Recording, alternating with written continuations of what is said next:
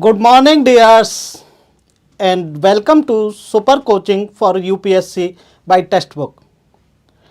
And today we meet here to discuss one of the very important topic of Indian economy, that is the strategy for civil services exam.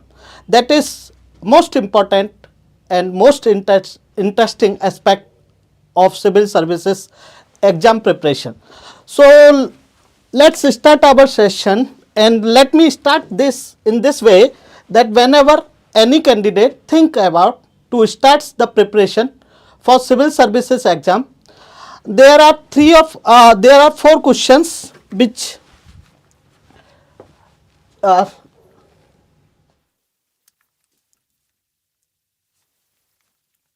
there are four questions which revolves around the minds of the civil services aspirant, and they are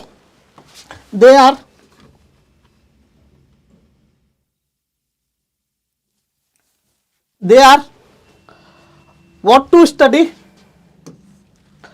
how to study, how much to study, and from where to study. I mean to say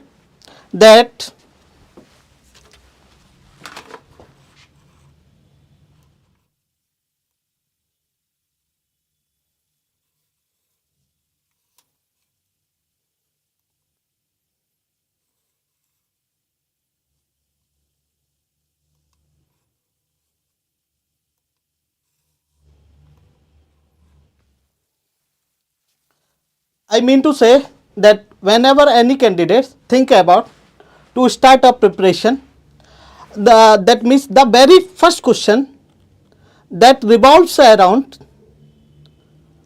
the preparation of civil services exam is about the strategy, that what should be our strategy. And there are four questions which is in the minds of the candidate, and those four questions are: what to study, and how much to study, and how to study, and from where to study. And in today's session we are going to resolve all these questions of the candidate, and they are the most important questions. So let's start our session. So when we talk about that what to study, the obvious answer that what to study is that we need to focus only on the relevant things. We need to focus only on the relevant things. So that means we have to focus the relevant things for the prelims, and we have to focus that relevant things for mains. So when we talk about the relevant things, that what are the relevant things, so for that, to understand the relevant aspects of this civil services exam, we have to focus on two things. One is the syllabus which is being mentioned by the UPSC, and the previous year's question paper, the analysis of previous year question paper. So when we talk about the prelims, that means be the case of prelims or be the case of mains, in order to understand that what is relevant for the civil services exam preparation, we have to focus on only two things. One is the syllabus which is being mentioned by the UPSC, and other is the analysis of previous year question paper. So when we talk about the relevant things or the syllabus, the very first aspect is the syllabus which is being mentioned by the UPSC. So the syllabus for prelims is very indicative. It is before your screen, that is before you on your screen, and that is very indicative. And when we go through this syllabus, that just gives us the indication that these are the this is the syllabus, which is not exhaustive. So in order to understand the exhaustive nature, that what type of questions UPSC is going to ask in the prelim exam, we have to do the analysis of previous year's question paper, and from there only we can get the more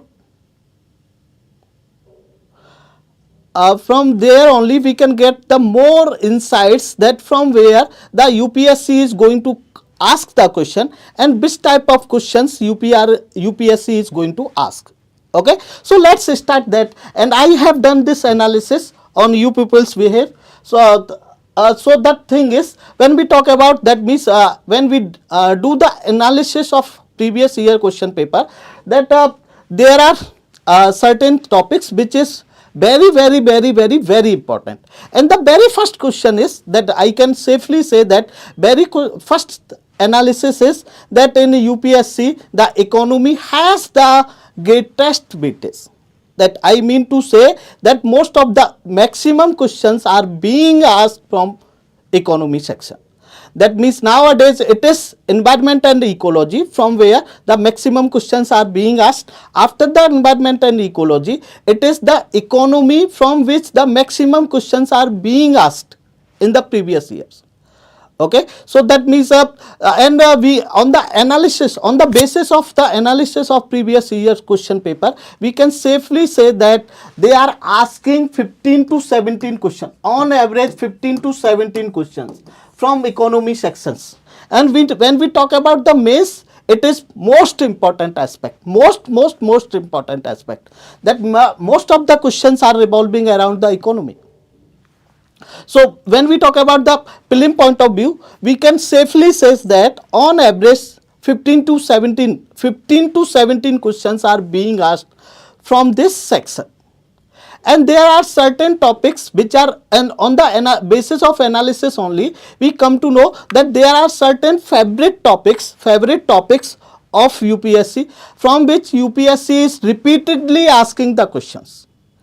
From those topics, UPSC is repeatedly asking the questions. Let me tell you that what are those important topics. The very first important topic is monetary policy and banking, including payment system.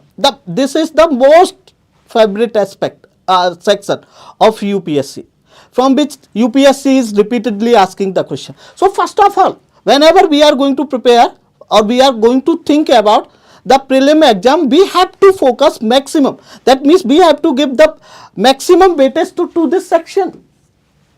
That is monetary policy and banking, including the payment system. They are also asking the questions from the fiscal policy. Fiscal policy means budget. So we have to focus on the budgets, the traditional aspect of budget, that is nothing but types of budget. It may be revenue budget, it may be capital budget. Okay, what are the sources for receipt, what are the sources for expenditure, all the aspects of budget. Not only aspects of the budget, whatever announcement has been done by the government of India or by the finance minister on the floor of parliament in the budget. Okay, on the first fact, that is budget day. So that is also going to be important aspect. The UPSC is also going to ask the questions, a current related question, by that means correlating it with the traditional aspect, traditional concept. So other is the fiscal policy, that is it also includes the taxation. Fiscal policy is also going to include, that means budget plus taxation. Other thing we can say that it is also the other important topic is external sector. That in the external sector we are going to discuss, that means all the aspects of the external sector. That may be the balance of payment, that may be exchange rate, that may be FDI or FII, foreign direct investment, that may be international financial institutions, etc. That means all the aspects of the external sector. Other thing which they ask the question, repeatedly ask the question, that is economic growth and development. In this we have to understand that what is economic growth, what is economic development, what is inclusive growth, that what is sustainable development, what is green economy, that each and every aspect of economic growth and development. So they are also asking the questions from this topic as well. And that other important topic is inflation. The other important aspect is financial market and instruments, like the capital market, money market. Okay. Other thing is international organization, the reports, whatever reports and indices has been published by the international organization, that becomes very important. Other thing is employment, poverty and socio-economic schemes. So I can safely say that let me summarize here that when we talk about the analysis of previous year question paper, we can safely say that means repeatedly UPSC is asking 15 to 17 questions from this economy section, and that 15 to 17 questions are being asked from these topics. Most of the questions are being asked from these topics. So whenever we are going to prepare, let me tell you that in what manner you should have to proceed for the preparation of these topics. Whenever you are going to prepare this topic, first of all, without doing anything, just go through the previous year question paper. Okay, before that means turn over the pages of these chapters, just go through the previous year question paper. Just have the idea. Okay, let me explain first that what should be. Let me first explain that on the basis, then I will explain that how we should have to proceed. So that means on the basis of analysis of previous year question paper, we can also say that, I can also say that there are 4 types of questions which is being asked by UPSC. That nature of questions can be categorized under 4 categories. That questions are being asked from these topics. Most of the questions are being asked from these topics, and the nature of the questions are, we can categorize the nature of the questions under 4 categories, and those 4 categories are that questions are of current oriented, they are asking the current oriented questions, they are asking current factual questions. I will explain with the example, don't worry, with previous year questions as well. So that means the very first nature is current oriented. Second is they are asking the current oriented factual questions. As I talked about that whenever there is any international organization which is going to publish any indices or any data, that becomes very important. So that means that is nothing but current oriented factual question. Other they are asking very repeatedly, that is the most difficult and easiest to tackle, and that is static conceptual, and they are going to apply, that means applied part of static conceptual question, and they are going to correlate the 2 concepts, and they are going to ask the application part of each other. That means they are being asked from traditional topics only, that means conceptual clarity. They are that means they want to search in the candidate whether they have the concept clarity or not, and they are going to ask the concept clarity of 2 concepts, and they are going to interlink it, and they are going to interlink with the application part. I will discuss it with an example, don't worry. So that next question is, nowadays this type of question has been reduced, the weightage has been that repeatedly they are not asking, but sometimes they may ask, they have asked, and they may ask. So that is nothing but static factual questions. That is nothing but static factual questions. So let me tell you that what I mean to say when I am talking about the nature of question from the previous year's questions only, that means current oriented. When we talk about the current oriented questions, that in 2023 that UPSC asked the question, and that the question was, consider the following statement. I am not expecting that you will give the answer of this question, don't worry. This is just about the analysis, that what I mean to say. So that means the question is, the very first statement is, in the post-pandemic recent past, many central banks worldwide had carried out interest rate hikes. This is a statement first. Statement second is, the central bank generally assume that they have the ability to counteract the rising consumer price via monetary policy means. Which of the following is correct in respect of the above statement? And they have given the answer code like this, that both statement 1 and statement 2 are correct. The statement 2 is the correct explanation for statement 1, then your answer should be A. They are talking about that means both statement 1 and statement 2 are correct, and statement 2 is not a correct explanation for statement 1, then your answer should be B.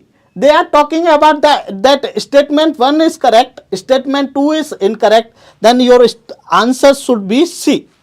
They are talking about that statement 1 is incorrect but statement 2 is correct, then your answer should be D. This is the answer codes. Okay, so don't worry about the answer codes. That means I just want to say that why, as I talking about the current related, current oriented, the nature is current oriented. So why UPSC has asked this question? It does not, it is not like that UPSC is going to that means pick up the questions from here and there and they are going to ask.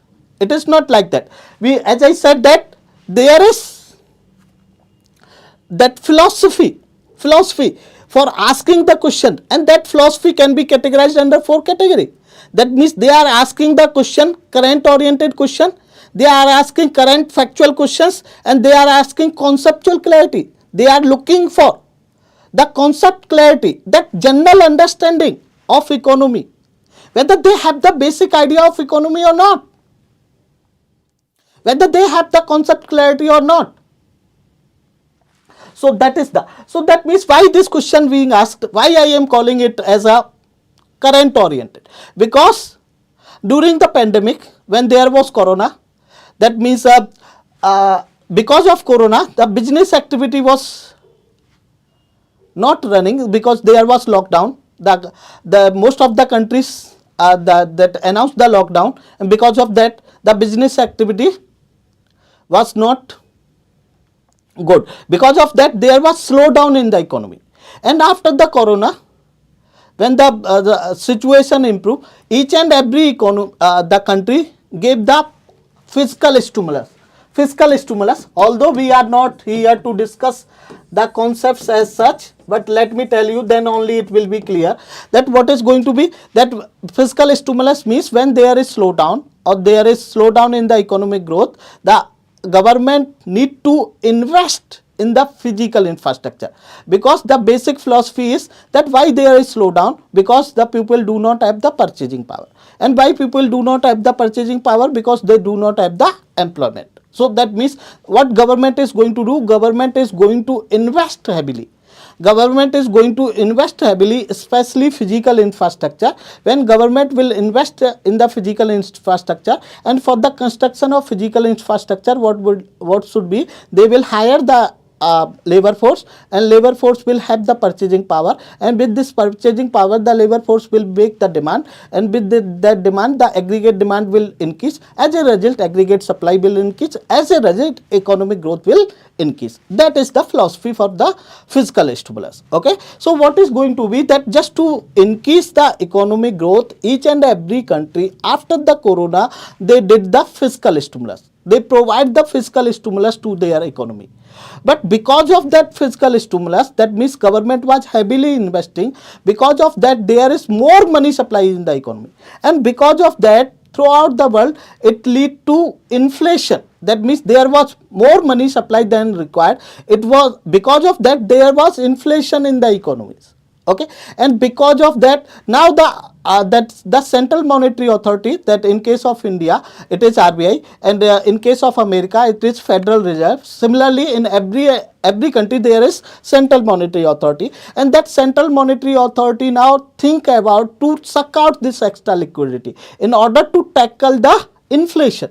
So that's why that each and every country, and how they are going to, by increasing the interest rate. So that's why this question has been asked, because each and every country, the central monetary authority of all the countries was increasing the interest rate, and they are asking that why the central bank or the central monetary authority is taking this step.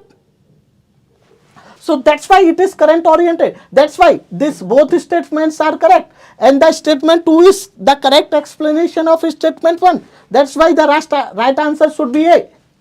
So this is the philosophy, that is the meaning of current oriented. So that is the thing. Okay, now when we proceed the other question we can talk about that the nature is current oriented factual. Okay, what is the meaning of it? Like in 2022, they asked the question, rapid financial instrument and rapid credit facility are related to provision of lending by which one of the following? It is related to Asian Development Bank, it is related to International Monetary Fund, it is related to United Nations Environment Program Finance Initiative, or it is related to World Bank. They have asked. And why they have asked? That means I am talking about current oriented factual. And let me tell you that why UPSC asked this question. UPSC asked this question because there was that BOP crisis in Sri Lanka, and Sri Lanka was repeatedly asking from IMF for this facility, rapid financial instrument and rapid credit facility. They were repeatedly asking from IMF to have the rapid credit facility. So that's why they asked that this rapid credit facility is related to IMF.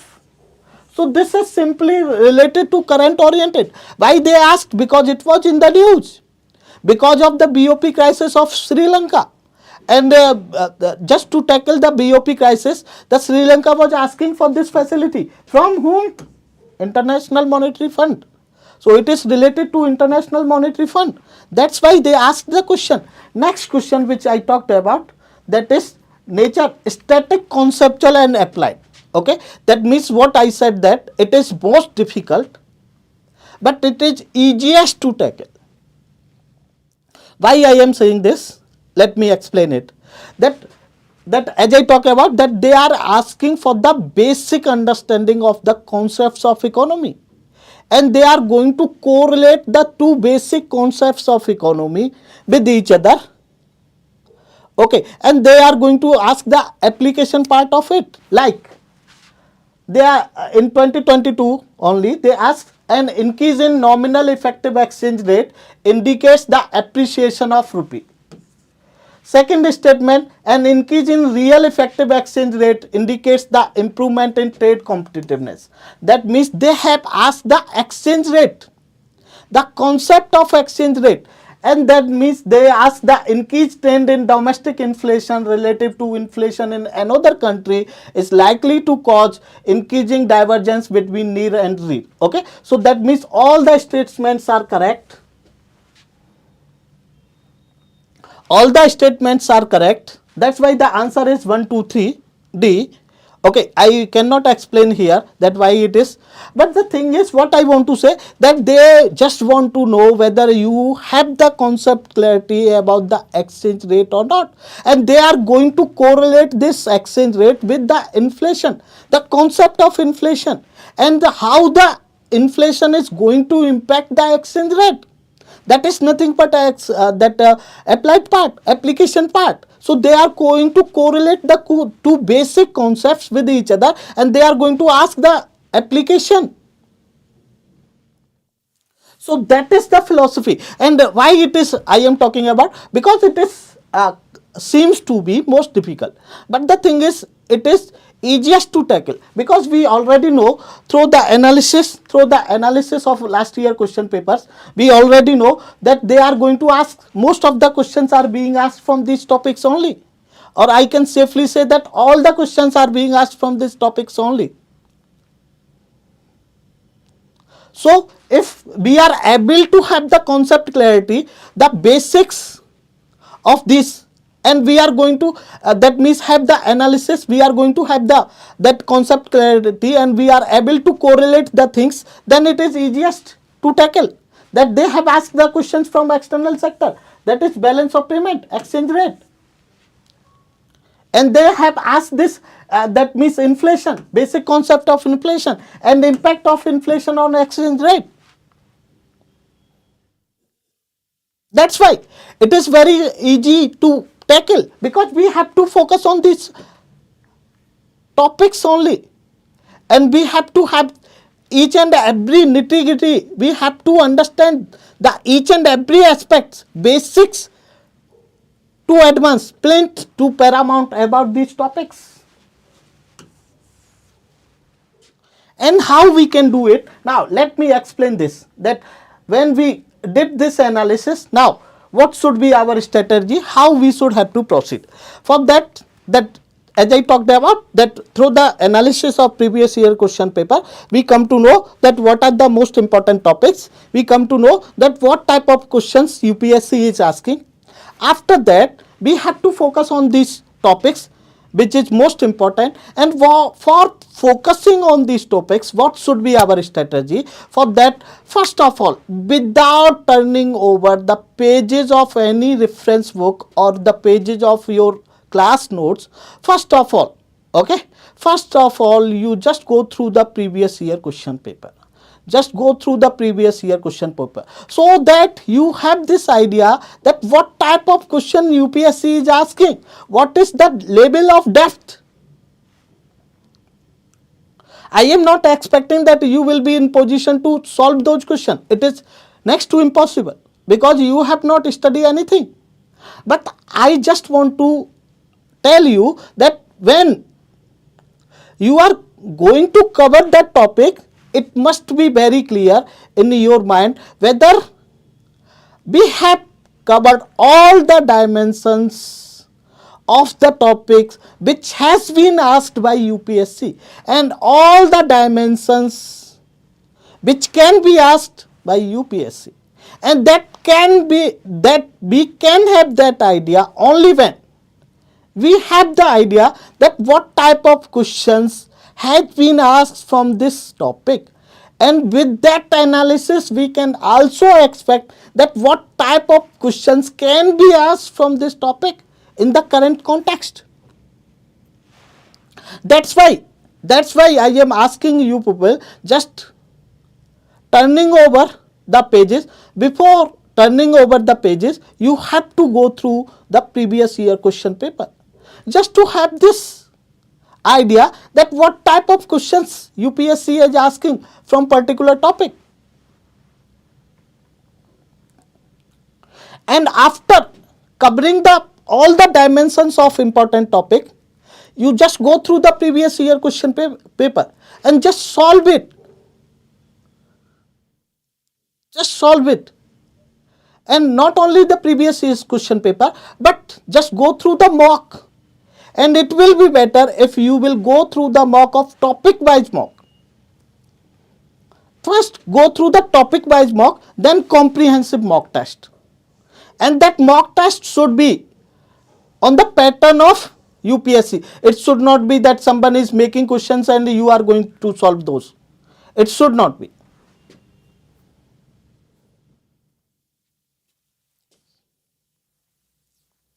So what should be?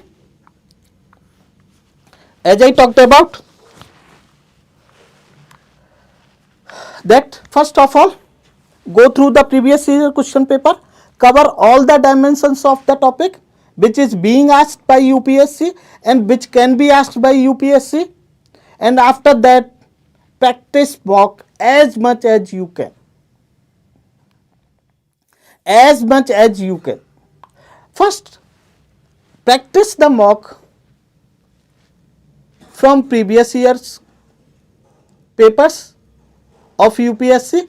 After that, the mock, or you can join any good test series. Okay. After that, let me explain that how to study. Okay. The next is that we come to know that what to study. Now the next question is how to study. Okay. How we should have to proceed with our study. The very obvious answer is that our focus should be on learning rather than reading. We should have to focus on learning, not reading. Not reading. Okay, there is something which is known as ICOR in economics. Okay, investment capital output ratio. It does not matter that how much hours you are studying. That it matters that how much you conceptualize from your study or from your reading or from your learning. Okay, and that's why I always say that it should not be reading, rather it should be learning. And what is the meaning of that? Let me explain that aspect as well.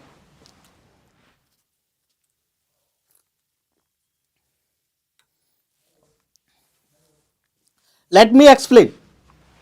So what is the meaning? That whenever you are going through any paragraph or any page, first of all go through the paragraphs wise, okay, and in the paragraph just conceptualize the concept, okay. Just whenever you are going through any paragraph, you must have encountered with 4 2 3 4 5 whatever it may be, with the basic concepts. Just conceptualize those basic concepts in your own understanding. That is the meaning of learning, okay. That means just whenever you are going through the paragraph, just try to understand the paragraph in their own words and with the keywords only, with the keywords only. And second is that just note down those keywords. Note down those keywords, that is nothing but synopsis. And just do as much revision as possible through those synopsis.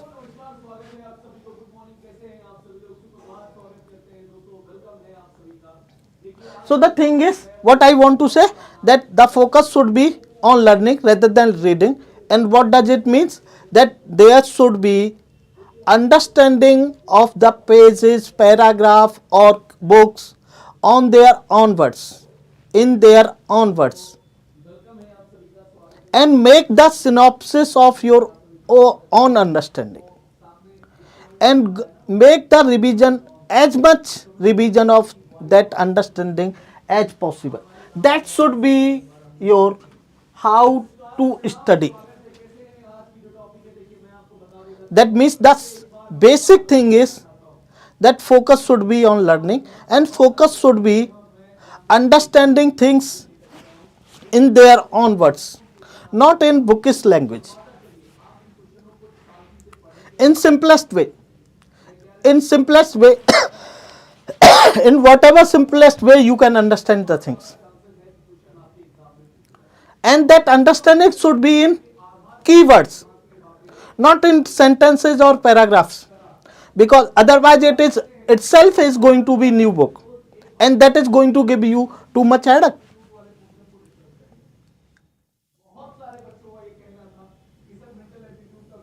So that's why that means just do the key points, just understand the paragraph, pages or book in the keywords, and make the synopsis of those keywords, and go through the as much revision as possible through those keywords, and repeatedly do this thing, repeatedly, again and again. So this is about the, now the next question is how much to study, how much to study, okay. That means what should be the depth, level of depth of our understanding. That is nothing but I can say that plinth to paramount. And to understand that means to have this flint to paramount, there is, we have, as I said, that we first of all we have to go through the previous year question paper, and we have already done it. So we come to know the nature of the questions, and on the basis of that we can simply say that our understanding should focus. We can simply say that our understanding should focus on basic understanding of the topics, and the basic understanding of topic in analysis of that basic understanding of the topic in current context.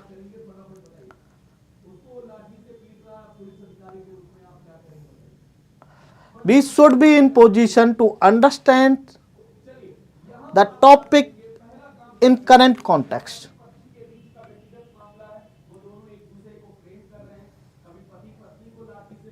Like if I talk about the budget documents only, that Government of India or our finance minister has said that we will use the nano DAP, okay. That means we will motivate the farmers to use nano DAP. Okay, so that means we need to understand that what is nano DAP, what is significance of nano DAP, how it is going to be beneficiary for the farmers, how it is going to be beneficiary for the government, what is going to be the impact of environment. That means each and every aspect like this. When we are going to discuss that any basic concepts like repo rate. Okay, what is repo rate? How it impact the liquidity and why it impact the liquidity? What type of actions government is going to take, the RBI is going to take when there is inflation? What type of actions RBI is going to take when there is slowdown in regard to repo rate? That is the meaning, that first we have to understand the basics of the concept which we talked about, that most important topics, and the analysis of this basic understanding in current context. That is needed the level of depth to clear UPSC exam, to clear civil services exam conducted by UPSC.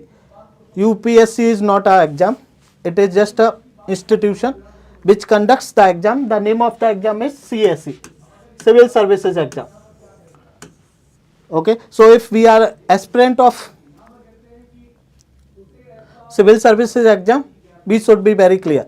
Okay, most of the people use the word that UPSC, I cleared UPSC, or I am preparing for UPSC. Okay, candidates are not preparing for UPSC, they are preparing for civil services exam which is being conducted by UPSC. So this is the how, what should be the level of depth. Now let's proceed further and try to understand that how much to study,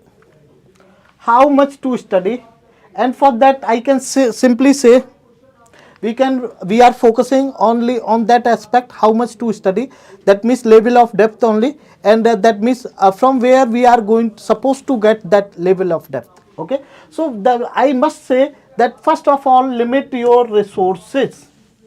It is not possible humanly to read and to conceptualize, to learn each and every book and each and every notes that is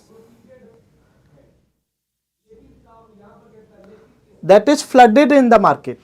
So first of all, we have to be very selective about our resources.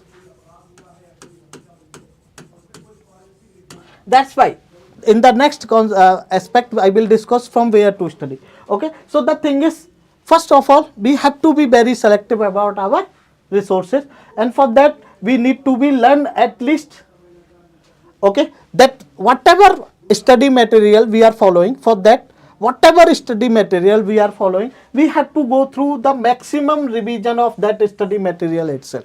So the most important thing is that just to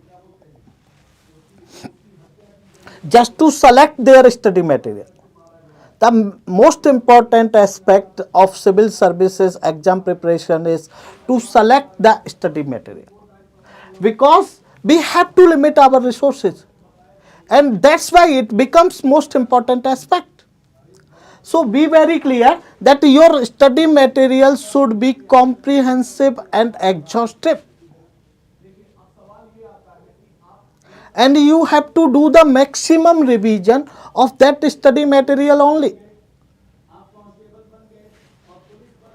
And for that, just to go through and just to complete that study material and to just go through maximum revision, first of all, make your monthly targets, divide that monthly target into weekly target and the weekly target into daily targets, subject wise. Okay, I talked about, first of all, select your resource, and your resource should be comprehensive and exhaustive enough.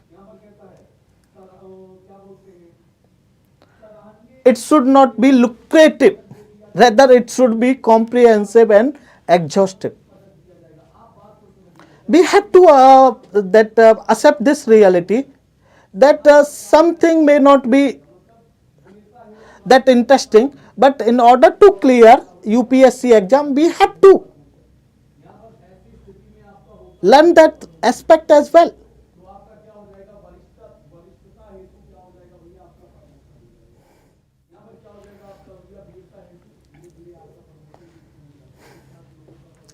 The thing is, dear, I cannot use Hindi words because it is English medium class. So that's the issue. But if you have any issue, please, dear, just join my Telegram ID. I will resolve your query there. I will resolve your query there. I cannot use Hindi words because it is supposed to be English medium. So that's why we are that means encountering with English medium. So but still, if you people think that there is just join my email ID, sorry, Telegram ID, and I can resolve the queries there. So the thing is, first of all, select your study material, and your study material should be comprehensive and exhaustive, and it should not be lucrative. The thing is, and just do as much revision of that study material as possible, and divide your, and just going through maximum revision, make the targets, and for making targets, just make monthly targets, divide those monthly target into weekly targets, and weekly target into daily targets. That should be. And when you are going to make your targets, be very clear that your targets should be realistic. Targets should be realistic. Okay, that should not be that unrealistic. Okay, it should not be Mugeri Lal ke Haseen Sapne. It should be realistic. Okay, that's natural. Sometimes we used to be too much motivated, sometimes we used not to be that much motivated. I never say that people are not motivated. Okay, I never understood that why there is need to have the motivation. Okay, if I think about to do something, I have to do it. What is the role of motivation as such? Okay, there is Elon Musk, and someone asked from Elon Musk, what is the source of motivation which keeps you on track to earn more and more profit? Then Elon Musk said that I didn't get you, and that means the reporter once again repeated the question. Then again Elon Musk said that I didn't get you. The thing is, then he explained that if I decided something, what is the role of motivation? If I have decided, I have taken this decision with very rationally, and if I have taken some decision, I have to fulfill it. But the thing is, we have to be that sometimes we are too much motivated, but other time we cannot be that much. So that's why our targets, that means sometimes we are going to fulfill our targets, other time we will not be. But we need not to be disappointed. We have to compensate. That's why our target should be realistic. Now we are going to proceed the other aspect, and that is from where to study. From where to study. So the thing is, I will say the obvious answer is your class notes. Okay, so the most comprehensive and most exhaustive resource is going to be your class notes, and that should be updated regularly. That should be updated regularly, because your class notes are going to be most relevant. It is going to be easiest to learn, and it is going to be very concise. That's why the most relevant or most reliable source for your study should be your class notes only. Then when we talk about the sources, we can say that focus on NCERT. NCERT is the sufficient. This is necessary for UPSC preparation, but it is not sufficient. Be very clear. It is not sufficient. Without NCERT, there no one can think about to prepare for UPSC exam. At the same time, this NCERT cannot give you insights to crack civil services. That's why I am talking about that NCERT is necessary, but it is not sufficient.